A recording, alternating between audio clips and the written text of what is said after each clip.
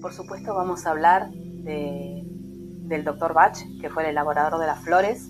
El Dr. Bach nació en Inglaterra en el año 1886, de una familia muy sencilla, y realmente la preocupación inicial, como él tenía seguramente la misión en su alma, era la de aliviar el sufrimiento humano.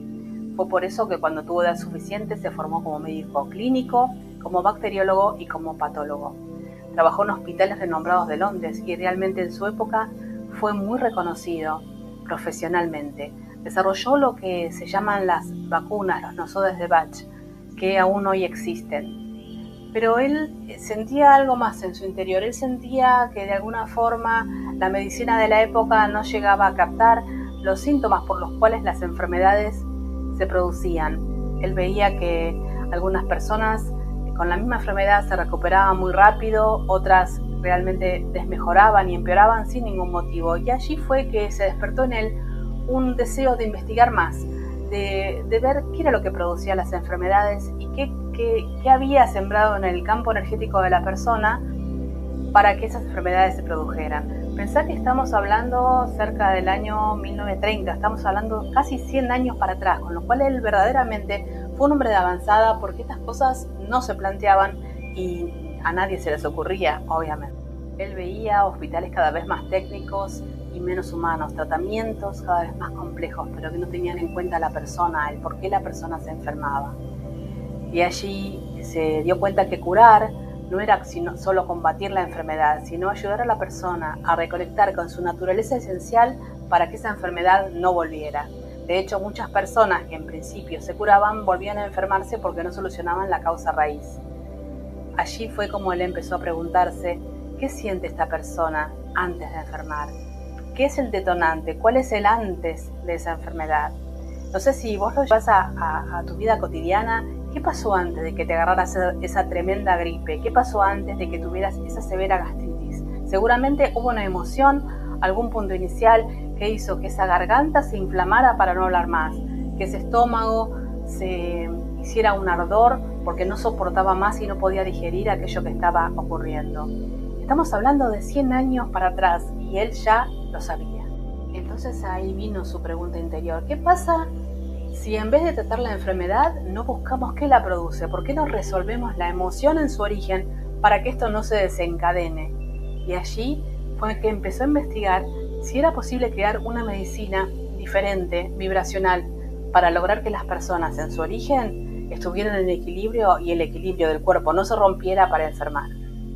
Por eso Bach pensaba que la enfermedad no es el enemigo, sino que la enfermedad nos está mostrando algún desequilibrio.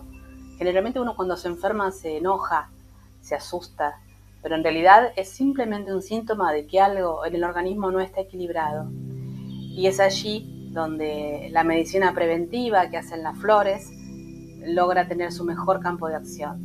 Y fue entonces que el Dr. Bach, a sus 43 años, no es casualidad los 43 porque es un cambio uraniano, si tenés conocimiento de astrología, él decidió dejar su profesión e irse al campo en busca de algún remedio natural que ayudara a las personas a no enfermar, a conseguir un equilibrio sano para que el cuerpo no colapsara y generara las enfermedades. Y fue así que en la campiña inglesa Bach empezó a buscar plantas silvestres.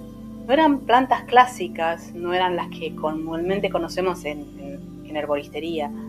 Eran plantas diferentes, eran plantas que vibraban con una emoción. Empezó a observar las formas, el comportamiento energético de la planta y empezó a identificar sus remedios.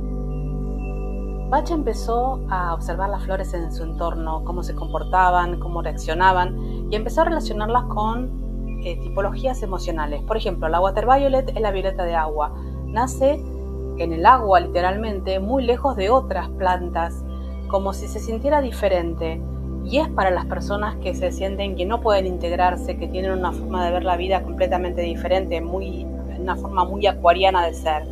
La centauri, por ejemplo, es una florcita pequeña que crece en el campo y que uno la pisa fácilmente, y tiene que ver con las personas que se someten a las necesidades de otros. La clematis, por ejemplo, es una flor que trepa un muro. siempre como flotando, volando, queriendo alcanzar lo alto. Y es para las personas que no pueden centrarse en el aquí y ahora y que siempre viven ensoñadas. Él se dio cuenta que las flores no actuaban por composición química, sino que actuaban por afinidad, por vibración y por correspondencia emocional. Así fue que durante la investigación que hizo en el campo, en la campiña inglesa y también en Gales, él fue descubriendo 38 remedios que corresponden a todas las emociones básicas de la humanidad. Realmente es una filosofía de vida y no solo una técnica. Y él mismo, en un momento determinado, se enferma y logró prolongar muchísimo su vida tomando las flores, manteniendo el equilibrio interno como para poder culminar con su obra. El Dr. Bach fue un adelantado a su época, un hombre que se adelantó más de 100 años tranquilamente a la medicina vibracional, que hoy nosotros tenemos la suerte de estar mucho más abiertos para recibirla. Entonces, su legado es un regalo para todas las personas del mundo y es honrado y venerado por todos los terapeutas florales, que lo que queremos es que la gente se sienta mejor y que pueda vivir una vida más plena.